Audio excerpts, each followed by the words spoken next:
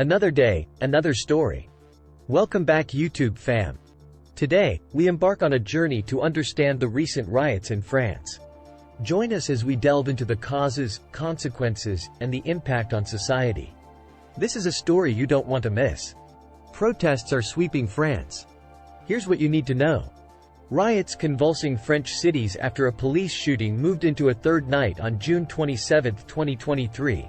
After days of protesters burning cars, setting fire to buildings and vandalizing and lighting fireworks outside police stations. France's Interior Minister said early June 28, 2023 that 667 more people were arrested and 170 officers had been injured. The unrest was in response to the killing of a 17-year-old by a police officer in Nanterre, a suburb west of Paris, on June 25, 2023. What set off the protests? On June 25, 2023 morning, a police officer shot and killed a 17-year-old boy as Nahal M. while the teenager was driving. The prosecutor in Nanterre said Nahal had been driving in a bus lane and, when officers tried to stop him, drove through a red light to get away. He then got stuck in traffic and the officers approached the car. The prosecutor said he was killed by a single shot that went through his left arm and chest. Initial reports in the French news media, citing what were described as anonymous police sources, said that the teenager had driven into the two officers on the scene. But a video of the shooting that emerged shortly afterward appeared to contradict that account, showing that the officer who fired the shot was not in any immediate danger because the car was driving away. The diverging accounts contributed to the violent unrest, which has affected more than a dozen cities. What is the status of the police officer? On June 27, 2023 evening, the Nanterre prosecutor's office announced that the officer had been placed under formal investigation on charges of voluntary homicide and detained. Pascal Prochet, the top prosecutor in Nanterre, said earlier in the day that the officer had not met the legal conditions for the use of the weapon. Why has the killing caused so much anger? The unrest immediately revived memories of 2005. When the deaths of two teenagers running from the police set off weeks of violent protests, with hundreds of young people from poorer suburbs of Paris setting fire to cars and buildings. In subsequent years, several beatings by the police and deaths in custody led to protests and fueled widespread accusations of police brutality.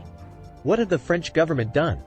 French President Emmanuel Macron said, "Nothing justifies the death of a young person," and called for calm for justice to be done. Macron did cut short his attendance at a European Council summit in Brussels that had been due to last through Friday. He announced a ban on all large-scale events in France, including celebratory events and numerous gatherings, and urged parents to keep their children at home, saying many of those detained were young.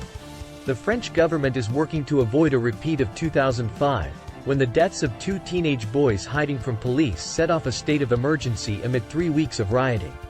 On June 28, 2023, the government sent out around 45,000 police officers to help stop any further problems.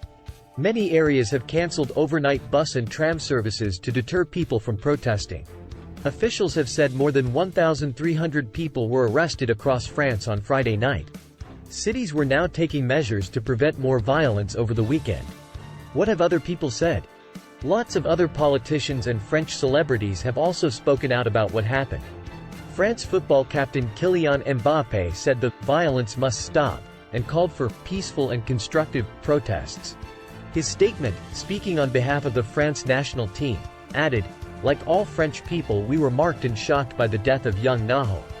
Meanwhile, Tour de France organizers say they are prepared to adapt to any situation amid the unrest in the country. Is it safe to travel to France? The UK Foreign Office has warned people visiting France to watch out for travel disruptions in the country.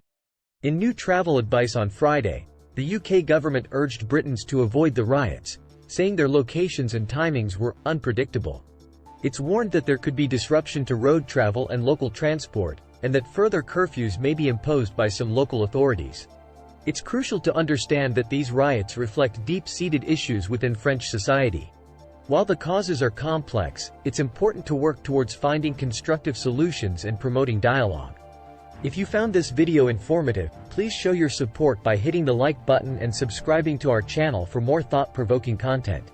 Share your thoughts and experiences in the comments section below.